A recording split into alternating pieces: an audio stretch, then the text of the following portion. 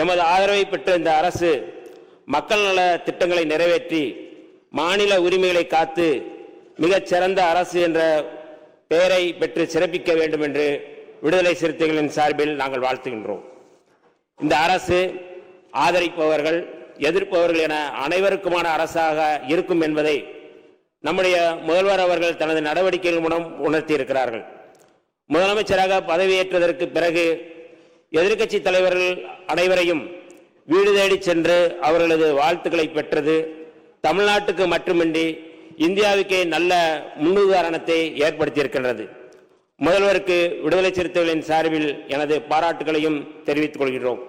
எமது தலைவர் எழுச்சி தமிழர் தொல்காப்பியன் திருமாவளவன் அவர்களை நேரில் சந்தித்து வாழ்த்து பெற்றமைக்கு விடுதலை சிறுத்தைகளின் சார்பில் நன்றியை தெரிவித்துக் கொள்கின்றோம். விடுதலை சிறுத்தைகள் கட்சி இந்த அரசுக்கு நிபந்தனையற்ற ஆதரவை கொடுத்திருக்கிறது. ஆனால் இந்த அரசு சில நடவடிக்கைகளை எடுக்க வேண்டும் என எதிர்பார்க்கிறோம்.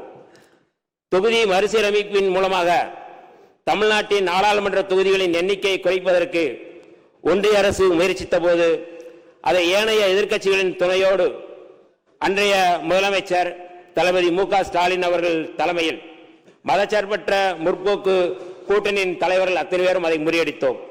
அதன் தொடர்ச்சியாக இந்த அரசும் மாநில உரிமைகளை பாதுகாப்பதில் எந்த சமரசமும் இல்லாமல் உறுதியோடு இருக்க வேண்டும் என்று விடுதலை சிறுத்தைகளின் சார்பில் கேட்டுக்கொள்கிறோம்.